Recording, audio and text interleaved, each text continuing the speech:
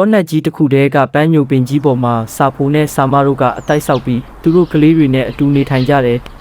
။တနေ့တော့စင်ရိုင်းကြီးတစ်ကောင်ဟာဖျားမိလို့ပန်းညိုပင်ကြီးအောက်မှာလာခိုးတဲ့ဖြည်းဖြည်းနဲ့ကိုယ်တွေအရန်ပူလာပြီးရေလဲစာနေတော့မခံမရက်နိုင်ဖြစ်ပြီးနောက်မောင်းကိုဝေရန်လိုက်တာကြောင့်စာကလေးတို့အတိုက်ကိုထိမိပြီးအောက်ပြုတ်ကျသွားတယ်။စာဖိုးနဲ့စာမကလွတ်ရပြန်ထွက်သွားနိုင်ပေမဲ့သူတို့ကလေးတွေအကုန်လုံးတေဆုံးသွားတယ်ဒီတော့စာမကောက်ဝမ်းနေပူဆွေးပြီးတမိုင်မိုင်သားတွေနဲ့ငိုကြွေးနေတယ်ဒါကိုမြင်ရတော့သူ့ရဲ့မိတ်ဆွေတစ်တောင်းငတ်ကနှစ်သိမ့်ပေးတယ်အဆွေစာမတေဆုံးသွားသူအတွက်ဒီလိုဝမ်းနေပူဆွေးနေလို့ပါအကြောင်းထူးမှလဲရှေးစကားဒီလိုရှိတယ်မဟုတ်လားတေပြောက်သူကိုတတွေးတွေးပညာရှိများမပူဆွေးပညာရှိနဲ့လူပလဒီနေရာမှာကြွားချကြတယ်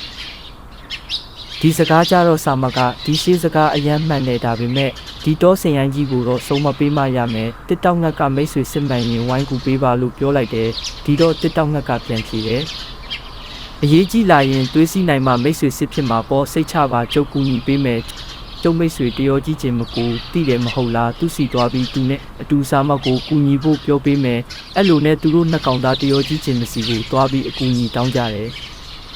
ရှင်မကြီးကလည်းကူညီမယ်ပြောပြီးသူ့ရဲ့မိတ်ဆွေဖားကြီးရှိတဲ့ IC ကိုထပ်ခေါ်သွားတယ်ဖားကြီးစီရောက်တော့အကျိုးအကြောင်းပြောပြီးကူညီဖို့ပြောပြန်တာပေါ့အကြောင်းစုံသိတော့ဖားကြီးကအိုးကျုပ်တို့မိတ်ဆွေတစုစီစီလုံးလုံးနဲ့ကြံစီရင်ဒီစင်ရိုင်းကြီးမခံနိုင်ပါဘူးဒီတော့အကြံပေးမယ်နားထောင်ကြ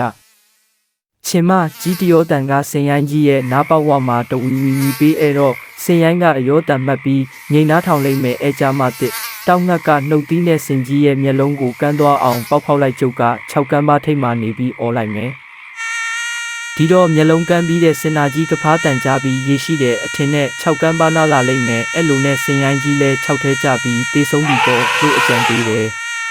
အဲ့လိုနဲ့သူတို့အဖွဲ့လဲကြံစီထားတဲ့အတိုင်းလှုပ်လိုက်တာစင်ရိုင်းကြီးလဲ6ကန်းပါနဲ့ထဲပြုတ်ကျတေးဆုံးသွားတော့တဲ့အဲ့ကစားလို့စကားစစ်ရှိလာတာကတစ်တောက်ငတ်နဲ့စာကလေးဖားတလက်နဲ့ချင်းကောင်သေးစီလုံးညီညာခုခံရေးစင်ပြောင်ကြီးပင်အရှုံးပေးတဲ့